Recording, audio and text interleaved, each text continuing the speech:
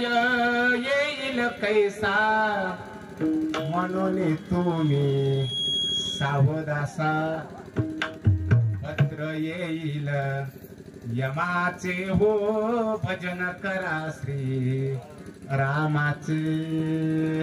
कोणती वेळ कधी एक सांगता येत नाही. यम जाईल गे होणे तेव्हा सोड विना कोणी राम राम मनावाचे हो भजन करा श्री रामाचे.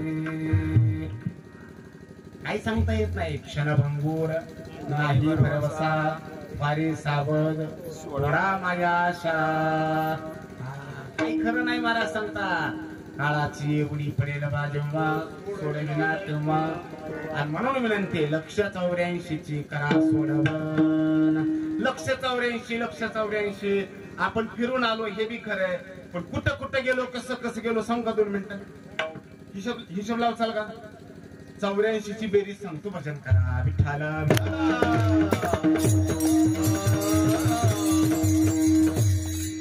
नामदेव महाराजचा गाथा सांगतो. 84 ची बेरीज केली त्यांनी. 20 लक्ष योनी वृक्षा माझी घ्याव्या जळचरी भोगाव्या 9 लक्ष 20 आणि 9 29 बेरीज करा 29. 11 लक्ष योनी किड्या माझी घ्याव्या 40. किती झाले 40. दशलक्ष भोगाव्या पक्षामध्ये 50. परमेश्वर महाराज किती झाले 50. 30 लक्ष योनी पशुची घरी 80.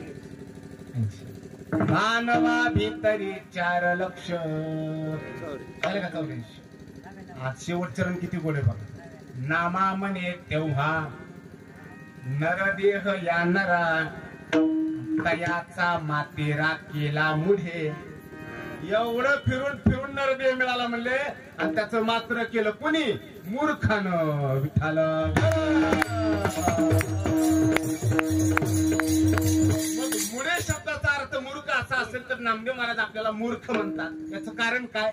थोडी एक त्रिपुटी डोळ्यापुढे ठेवतो म्हणजे तुम्हाला कळत आपण मूर्ख आहे का शाने लगेच कळून जाईल. माणसाच्या जीवनात 3 प्रकारचं दुःख शास्त्राने सांगितलं. 3 प्रकारचं. हे 3 हे दुःख निवारते त्याच्यासाठी प्रयत्न केला पाहिजे. बरोबर. कोणती 3 दुःख.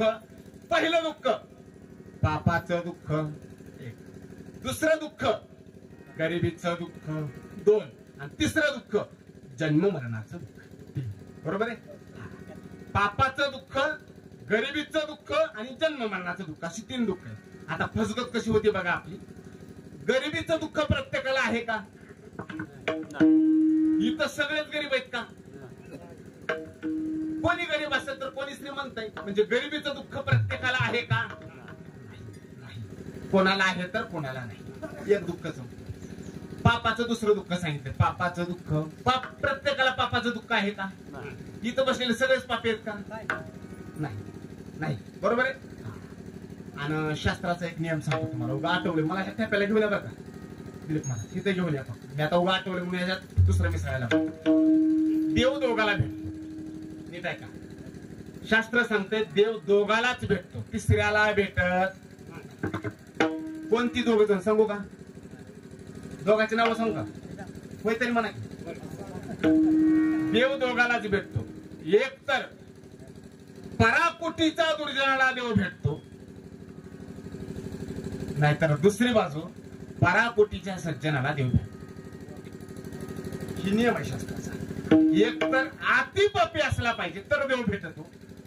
पुतनेसारखा हिरण्यकशिपू सारखा कंसासारखा शिशुपालासारखा दुर्योधन जाऊ दे रावणासारखा अतिपापी असेल त्याला देव भेटतो. नाहीतर अति पुण्यवान असेल त्याला देव भेटतो. प्रल्हादासारखा पुण्यवान पाहिजे. जाऊ दे मी बाकीची उदाहरणं देत नाही. मला फक्त एवढंच बोलायचंय. एक तर देव पापी माणसाला भेटतो नाहीतर पुण्यवान माणसाला भेटतो. मला फक्त उत्तर द्या. आपल्यापैकी इथं पापी कोण कोण आहे हात वर करा. नाही नाराज होत नाही. बरोबर आहे. मला तर कोणाची परीक्षा घ्यायची नाही. कोणाची परीक्षा घ्यायची नाही. लक्षात घ्या. आपल्या पापी कोण आहे म्हणलं तरी एक बी हात वर जरा. म्हणजे एक बाजू आपल्या हातातून सुटली. आता राहिली फक्त देव भेटण्याची दुसरी बाजू. आपल्यापैकी पुण्यवान कोण कोण आहे त्याने हात वर करा. हात वरी नाही. म्हणजे पापी कोण आहे म्हणून हातवरी करा म्हणलं देव भेटण्यासाठी, हातवरी होत नाही. पुण्यवान कोण आहे म्हणून विचारलं, हातवरी होत नाही. म्हणजे माझं म्हणणं लक्षात आलं का तुमच्या? आता आपल्या भाषेत बोलू का? आपण धड पापी बी नाही आणि धड पुण्यवान बी नाही. आणि देवाचा नियम एक तर पापी माणसाला भेटतो नाहीतर पुण्यवानाला भेटतो. आपलं कसं? आपलं कसं मग? हा देवाचा नियम थोडा बाजूला सारला संतांनी, घाबरू नका म्हणून सांगितलं. आणि संतांनी सांगितलं उत्तराया आले जगाचे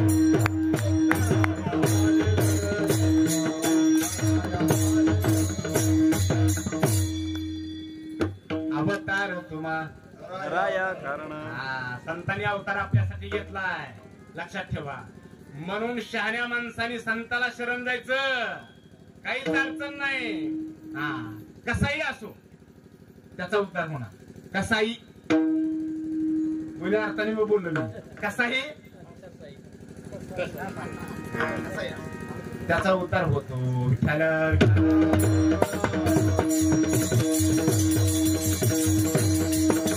जर या देहात तुम्ही तुमच्या सुटण्यासाठी 84 लक्ष योनीतून मुक्त होण्यासाठी सायास प्रयास नाही केला तर त्याचा परिणाम मात्र पुन्हा महाराज सांगतात भोगावा लागतो. उपजल्या पिंडा मरण संगाते मरते उपजते सवेची. ते तिसऱ्या चरणाकडे आलो आपण. जन्माला आलो आपण की येताना मृत्यू सोबत घेऊनच आलेला असतो. उपजल्या पिंडा मरण संगाते. आपण सोबत मरण घेऊनच येतो. आपलं मरण आपण सोबत घेऊन येतो. आणि पुन्हा महाराज सांगतात मरते उपजते मरते उपजते. ते चालूच राहत. तुका म्हणे माळगुण तरी राहते. तोपर्यंत परमार्थाकडे येत नाही, भगवत भक्ती करत नाही, साधक म्हणून जीवन जगत नाही, आपल्याकडे सुटण्याची तीव्र जिज्ञासू वृत्ती नाही, तोपर्यंत सुटकेचा विचार कुठून आणता? सुटायाचा काही करीतो उपाव तो देखे पाव गोविये. आपण जसा सुटण्याचा प्रयत्न करीत तसे फसत जातोय. नाही कळलं तुम्हाला? कीर्तनकार कीर्तन. आता आम्ही कीर्तनकार मंडळी, आम्हाला समाजाने डोक्यावर घेतलं की आम्ही गुततच गेलो, सुटत नाही जात. त्याला लोकेशना मागं लागते, पुन्हा वित्तेशना मागं लागते, पुन्हा दारेशना मागं लागते. समाज मानायला लागला की लौकिक मिळत, लौकिक मिळला की बरं वाटतं, बरं वाटलं की गुतला. विठ्ठल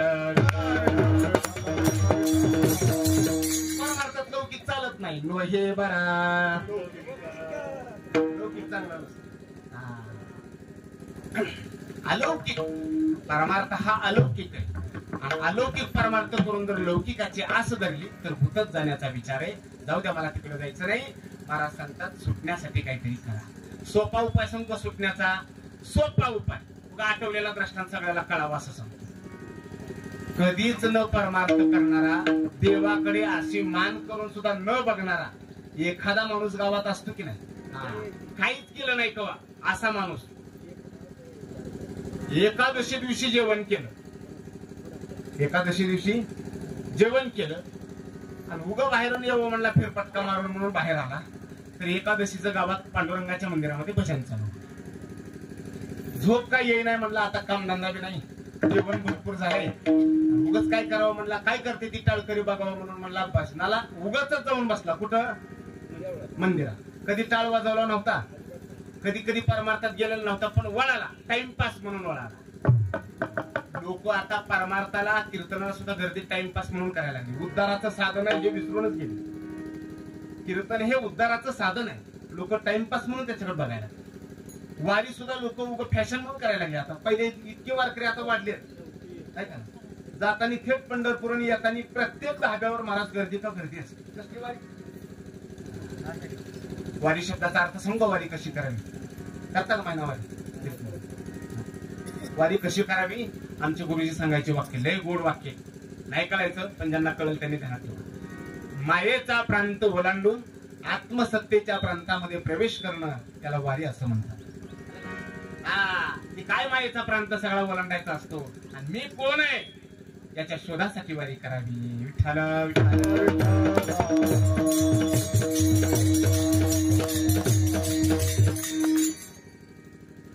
कधी न देवाकडे येणारा देवळात जाऊन बसला. टाळ वाजवता येत नव्हतं, आपलं मागं टाळ्या वाजवायला चालू केलं आणि योगायोग असा नेमकं त्या दिवशी त्याचं मरण त्याच दिवशी होत. संध्याकाळी 12 वाजता त्याला ते बरं वाटलं ऐकतानी. रूप पाहता लोचनी सुख झाले गो साधनी तुहा. बरं वाटलं कानाला गोड लागलं. बरे म्हणलं बसावं आपल्या इथं. भजनात रमला थोडा.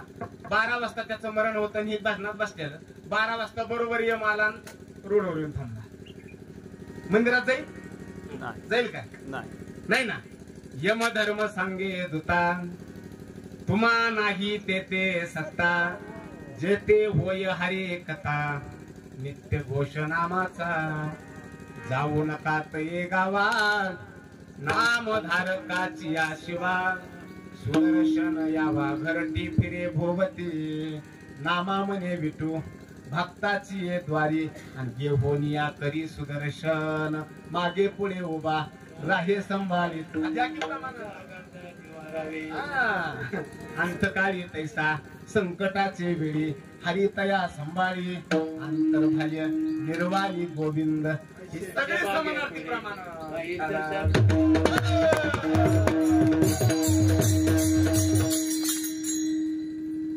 रोज गोवानी पाठी टाकली पाहिजे. मी दुसऱ्या सांगत नाही. रोज काही ना काही प्रामाणिकपणे आपण चिंतन शास्त्र वाचलं त्याची सुटका होते बरं का. इतकं शास्त्र वाचावं शास्त्र वासना जीवाच्या ठिकाणी निर्माण व्हावी. शास्त्राला ध्येय वासना शास्त्र वासना अशा वासना सांगितल्या. शास्त्र वासना निर्माण व्हावी आणि ती शास्त्र वासना सुद्धा शेवटाला संपावी. मग काय सांगू काय शब्दातलं कीर्तन नाही. नाव ऐकलं असेल आपण दुंडा महाराज देगलूरकर. दुंडा महाराज देगलूरकरांनी वयाच्या 85व्या वर्षापर्यंत कीर्तन केली उभा राहून. आणि त्यांची असणारी सगळी मुलं एकनाथ महाराज असतील, पुढे असणारी आता चैतन्य महाराज असतील, गुरुवर्य शेखर बाबा असतील, त्यांनी हात जोडून सांगितलं बाबा आता पुढची पिढी तयार झाली सक्षम. आम्ही परंपरा सांभाळू, आम्ही कीर्तन करू आपल्या परंपरेची. आम्ही सगळी परंपरा मागे चालवायला आता नेटाने तुम्ही तुमच्या कृपेने आम्ही तयार आहे. आता वय झालं तुमचं 85 वर्ष, कुठपर्यंत कीर्तन करता? दम लागतो तुम्हाला. आता बंद करा कीर्तन. मुलं समाधानकारक बोलली. मुलं बी अभ्यासाने प्रचंड विद्वान आहेत, प्रचुर विद्वान आहेत. आता कोणती अडचण नाही. बंद करू म्हणता ठीक आहे म्हणे. बंद केली वयाच्या 85व्या वर्षी कीर्तन. पुन्हा महाराजांनी मला पुढचं वाक्य भावलेलं सांगतो. 85व्या वर्षी महाराजांनी कीर्तन बंद केली आणि 95व्या वर्षी ध्येय ठेवलं. म्हणजे किती वर्ष जगले कीर्तन सोडल्यावर? 10 वर्ष. पण चैतन्य महाराजच्या मुखातून मी ऐकलंय 85 कीर्तन करायची सोडून दिल्यावर पुन्हा ज्ञानेश्वर वाचायची काय गरज? पण राहिलेल्या 10 वर्षात 24 तास ज्ञानेश्वरी मांडीवर होती. याला वारकरी म्हणावं. त्यांनी सुटकेची अपेक्षा करायची. त्यांनी मला मोक्ष मिळावा ही अपेक्षा त्यांनी करायची. आयुष्यात आपल्याला ज्ञानेश्वरी तंगात्यातली एक ओवीन प्रमाण पाठ नसतं आणि आम्ही आमच्या सुटकेची अपेक्षा करतो. काही निर्लज्जपणे आपण कोण काय म्हणून देवाने आपल्याकडे बघावं मला सांगा. कोणती जमेची बाजू आहे आपल्याकडे म्हणून देवाने आपल्याकडे बघितलं पाहिजे. महाराज कधीच परमार्थ न करणारा देवळात बसला. 12 वाजता यम येणार. येऊन थांबलाय आणि ही मंदिरात आहे. यमाचा प्रवेश झाला नाही. 1 वाजले हा भजनच करतोय. कधी देवळात न गेलेला माणूस सुटतो कसा बघा. 1 वाजले तरी यम तिथून हाला ना. कारण तो रिकाम्या हाताने कधी परत जात नाही. 1 वाजल्यावर पीटी मास्तर म्हणले बास आता. 9 वाजता भजन चालू केले. 1 वाजत आली. ठेवाच्या ज्याला ठेवा म्हणे. त्यात असतो अजून काय त्याच्या असतं. बरे तुमच्यात आमच्यात काही बी असत.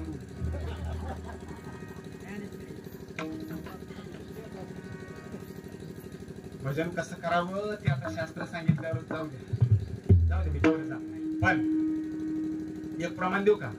भजन ते वंगळ वाणे नरका जाणे चुकेना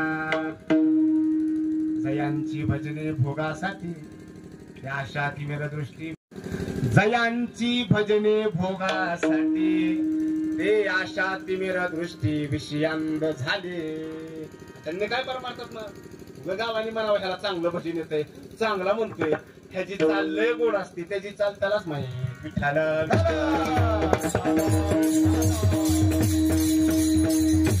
यम हाला ना. शेवटी चहा ठेवा म्हणल्यावर ह्याला जाऊ द्यावं म्हणलं आपण. उठला ह्यालाच म्हणायचं दुर्बुद्धीच होती. उठला महाराज निघाला. ए दादा मधले विठोबा रुक्माचं भजन घेता येते. आता सगळा विधी झालाय, 12चा संबंध राहत नाही, काहीच काळजी करू नको. 2-5 मिनिटं मागं पुढे होती. मी बी जास्त वेळ घेतो, मला बी लय भुका लागल्या त्या.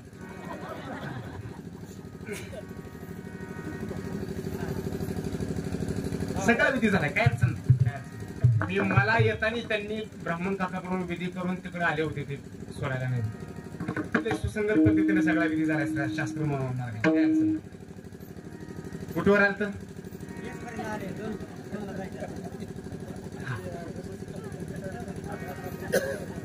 बाहेर पडल्याबरोबर यमने बरोबर त्याला उचलला, असा घेऊन गेला वरी.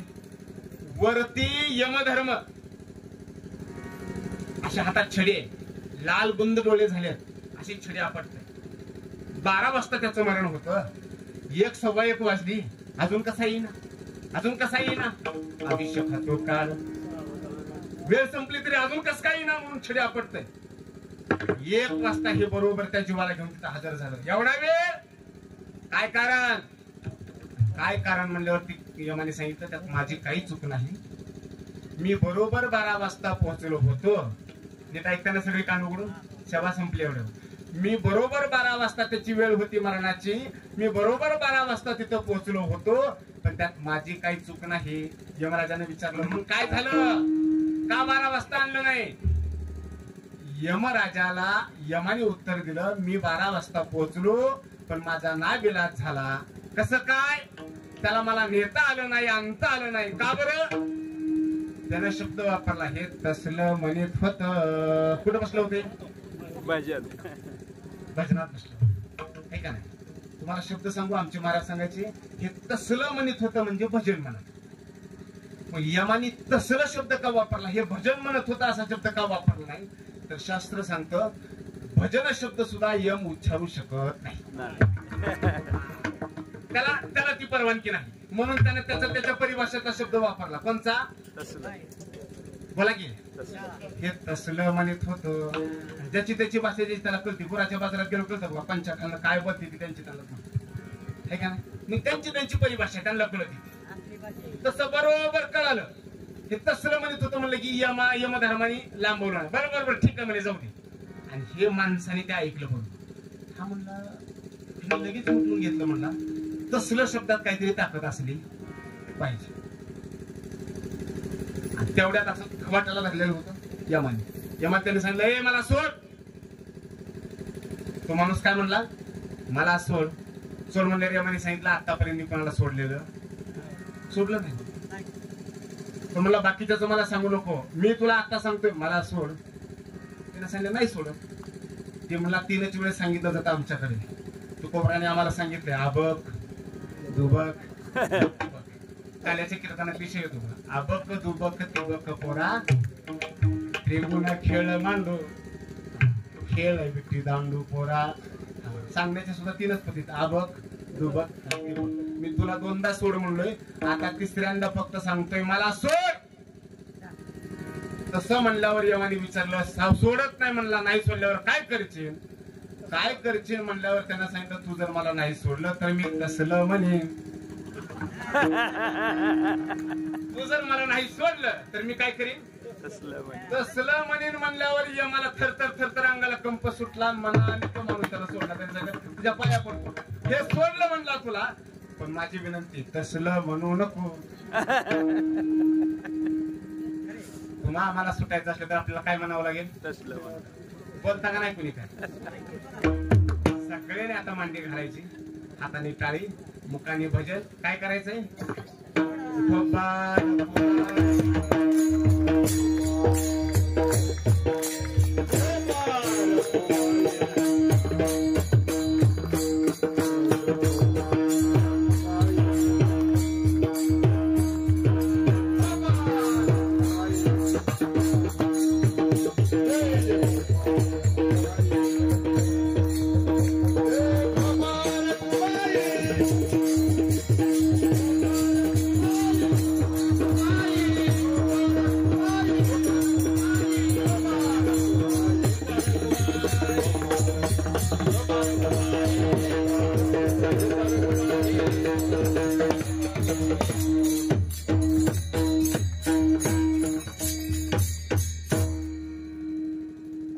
संतात भगवंताचे भजन करा, सेवा करा, त्यानेच तुमचा जन्मभान चुकणार आहे. तुका म्हणे माळ गुंतली राहती, गाडग्याची सुटी फुटली या. झालेली सेवा त्यांच्या चरणावरती समर्पित करतो. परिवाराने अर्धात नात्याने वडिलांच्या प्रीत्यर्थ सुंदर असा हा श्राद्धाचा विधी, ज्याला शास्त्रामध्ये कर्मांतराचा विधी म्हटलं जातं. पिंड पदावरी दिला पुली तरी माझे झाले गया वर्जन, तुटले पितरांचे. सगळ्यात मोठं दैवत, आता ही प्रासंगिक कीर्तने सांगावंच लागतं. माय बाप केवळ, केवळ शब्द वापरलाय तिथं, तडजोड नाही त्या शब्दाला बरं का. केवळ शब्दाला तडजोड नाही. केवळ मायबाप म्हणजे कोण आहेत? काशी. ते न जावे, त्यांनी तीर्थाला जायची गरज नाही असं शास्त्राने सांगितलंय. फक्त आई वडिलाची सेवा करा बरं का. आई वडिलाची सेवा करा. सकळ तीर्थांची आघरे जिये का माता पितरी. हा, व्यक्ती गेल्यानंतर व्यक्तीची किंमत कळते महाराज. काय केलं नाही त्यांनी आपल्यासाठी. माझ्या वडिलांची तुझी चरण सेवा, उपवास पारणे राखीला दारवंठा, गेला भोगवटा. कितीतरी आमच्यावरती त्यांनी नितांत प्रेम केलेलं असतं. हाडाची काढ रक्ताचं पानं, दिवसाची रात्र रात्रीचा दिवस करून पोटाला चिमटा घेऊन हे सगळं मिळवलेलं असतं बरं का. लोकांना वाटतं का करायचे, अनेक कारण आहेत त्याला. हे करावंच लागतं बाबा. तुका म्हणे माझे भार उतरले ओझे. पितर ऋणातून उतरवण्याकरता हा कर्मांतराचा विधी अतिशय सुंदर केला. पितर लोकांमध्ये त्यांचं जे स्थान आहे, वरती वरती त्यांना अतिशय सुंदर असं स्थान मिळेल. पितर लोकातून त्यांचं पोस्टिंग होईल, देव लोकांपर्यंत त्यांना जाता येईल अशी देव आपण त्या चरणावरती या अपेक्षा व्यक्त करू. फुलं वाटून घ्या, फुलं वाटा, घेऊन टाका बचकनी फुलं दोन तीन ठिकाणी द्या, आपापल्या पद्धतीने वाटून घेतील. उभाऱ्या सांगतात हे जर नाही केलं तर पितरांचा दोष आपल्याला लागतो. आहा कटा करीती तयांचे पितर, वंशी दुराचारी पुत्र झाला. जिवंत असताना मायबापाची सेवा करा आणि गेल्यावर तिथे मितीला मायबापाचं स्मरण करा. हे का नाही, हे केलंच पाहिजे, करावं लागतं बरं का. हा, तरच पुढच्या पिढीला सुख समाधान आणि शांती लागते. पितरांचं छत्र आपल्यावरती राहायचं असेल तर पितरांचा तिथे मितीला आपण स्मरण करावं लागतं. एवढं सोप्या भाषेत ध्यानात ठेवा. आपण आपल्या वडिलांवरती प्रेम केलं, आपण आपल्या वडिलांचा तिथी मितीला स्मरण केलं तर आपली लेकरं पुढं आपलं करतील. मम वर्तमानो वर्तन्ते मनुष्या पार्थ सर्वेशा. हा, वडील जे जे करती तया नाव धर्मो ठेवती, येरही अनुष्ठिती सामान्य सकळ. मोठी लोक जशी वागतात तशी लहान आचरण करत असतात. आपण आपल्या वडिलाचा सांभाळ केला, आपली मुलं आपला सांभाळ करतील. आपण आपल्या वडिलाला तिथीमितीला स्मरण केलं, आपली मुलं आपल्या तिथीमिती घालतील, अन्यथा घालणार नाहीत. आपण आपल्या वडिलावर प्रेम केलं तर आपली मुलं आपल्यावर प्रेम करतील. हा सामान्य, जसे करावे तसे भरावे, हा न्याय कधी विसरू नका. सगळ्यात मोठं दैवत माय बापांची सेवा हेच आहे. वैकुंठवासी भालचंद्र दादा त्यांच्या चरणावरती ही सेवा समर्पित करू. परिवाराचं कोटी कोटी धन्यवाद व्यक्त करतो. असंच पितरांचं छत्र, वडिलांचं कृपाछत्र त्यांच्यावरती राहावं. दरवर्षी पुण्यस्मरण करण्याची भगवंतांनी त्यांना सद्बुद्धी द्यावी. एवढंच बोलेल. सात संगतीसाठी हरिहर बाबा वारकरी शिक्षण संस्था कोर्टी, त्याचे संस्थापक अध्यक्ष हरिहर बाबा, बाबांचे चिरंजीव आणि त्यांचे चिरंजीव अशा 3 पिढ्या या ठिकाणी आहेत. बाबांच्या चरणावरती कोटी कोटी धन्यवाद. गावातील असतील, गोटीतून वरकुट्याहून आलेली सर्व भजनी मंडळी असतील, नाना असतील, ही सर्व मंडळी परमेश्वर महाराज आलेले आहेत. त्यांचं गायीवरती अत्यंत प्रेम आहे. गोरक्षक आहेत ते, गावरान गायी सांभाळतात. त्यांच्याबद्दल बोलायला काय किती बोललं तरी कमीच आहे. काय वाणी आता नपुरे ही वाणी बरं का. गायीची सेवा करतात. त्याही गाभण राहणाऱ्या गायी, भाकड झालेल्या गायी लोक कसाबाला विकतात का, तशा गायी त्या घेतात, त्या गायीचं संगोपन करतात आणि त्या गायीवरसाठीच त्यांनी त्यांचं सर्वस्व अर्पण केलेलं बरं का. हा, म्हणून आमचे महाराज सांगायचे, दारात गाय असावी आणि घरात माय असावी, तो सगळ्यात श्रीमंत. ज्याच्या दारात गाय आहे, ज्याच्या घरात माय आहे. आता घरात माय चालवणार, दारात गाय चालवणार, काय सांगावं. ठीक आहे ना. गायी आल्या तर सगळ्या जर्शी आल्या, हायब्रिड गाई आल्या सगळ्या. तिला काय कळतं गिन्यान गेलेली गाय नाही का नाही. तिचं दूध खातो का आपण? 100 लिटर दूध डेअरीला घालतो, खातो का आपण? एक म्हैस पाळतो का? का तर नाही आपल्याला आवडत नाही, लोकांना चालतो. जाऊ द्या, प्रत्येकाच्या घरात आपली गाय असावी, आपल्या घरामध्ये आई असावी. सगळ्यात मोठं दैवत आहे मायबाप.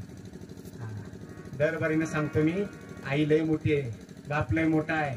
गेल्यावर खंत करू नका, आहे तोपर्यंत कळवून घ्या. नुसती आई माझी मायेचा सागर म्हणणारे आमचे मित्र पुरुषोत्तम महाराज 50-50 हजार घेतात आई माझी म्हणायला. की आई मोठी आहे, बाप बी लय मोठा आहे. कळत नाही माणसाला. नाही कळतो का काय? संसाराचा नियम एका वाक्यात संकल्प फुलं टाकू. संसारात वय वाढलं की किंमत कमी होते आणि परमार्थात वय वाढलं की किंमत वाढते. तुम्ही संसारातच तुमचं वय वाढवून बसला, अजून परमार्थात आलाच नाही, हाताने किमती कमी करून घ्यायला लागला. म्हणून मला घाला परमार्थाकडे या, ऑटोमॅटिक किंमत वाढेल, सुखाने वृद्धापकाळ जाईल. महाराज वेळ संपली, ते गेलीत, त्याचं दुःख करू नका. उद्या आपल्याला जायचं याचं स्मरण ठेवा. परिवाराला विनंती, यांचं स्मरण दरवर्षी कराल आणि करत राहाल अशी अपेक्षा व्यक्त करतो. एकदा ज्ञानोबायांचं भजन. ज्ञानेश्वरा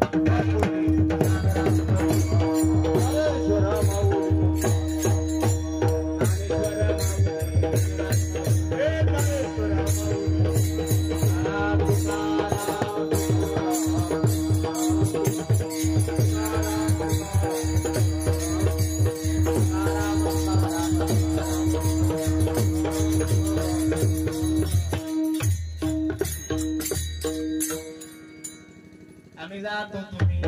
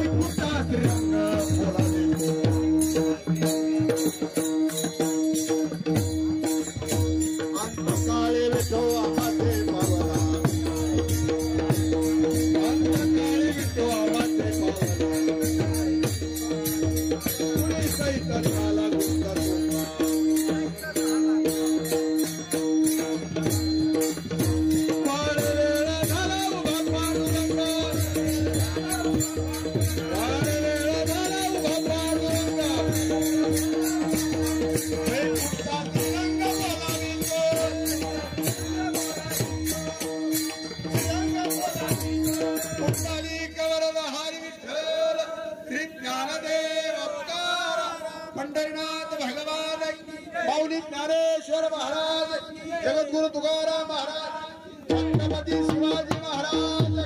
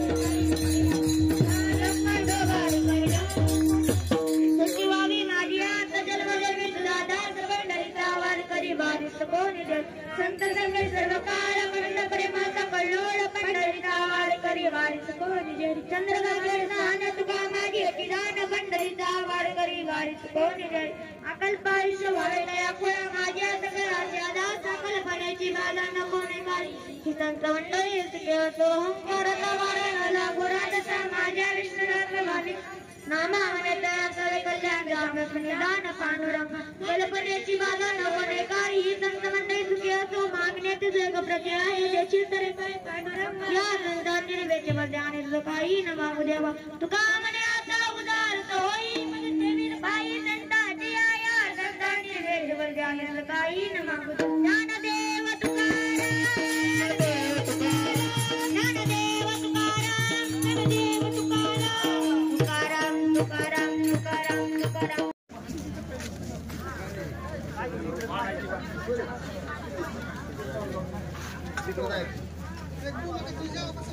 कोरोना भजन म्हणा की रे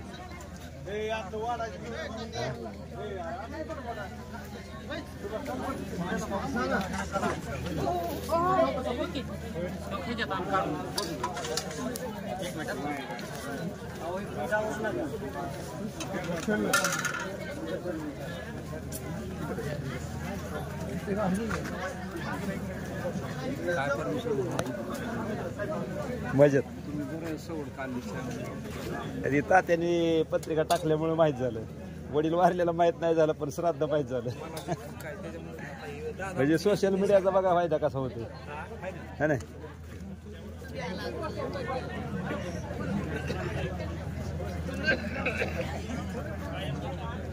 आता तुमची फुले बी बघणार तुम्ही हे बी बघणार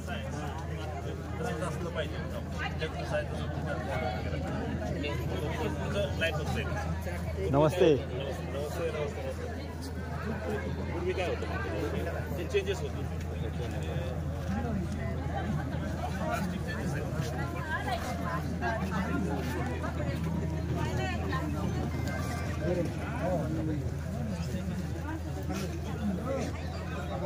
जय हरी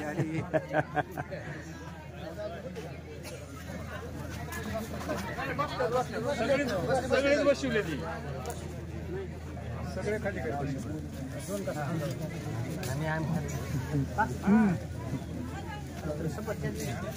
घेतलं घेतलं मगाच घेतलं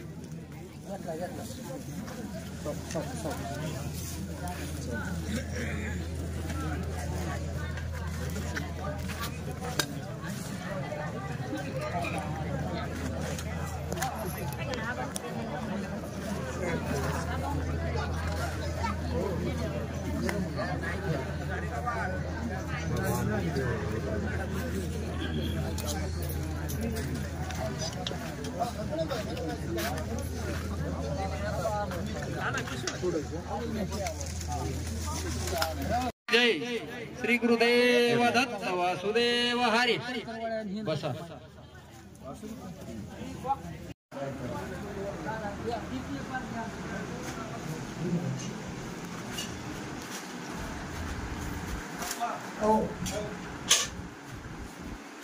तुम्ही बसला गाडी चालवत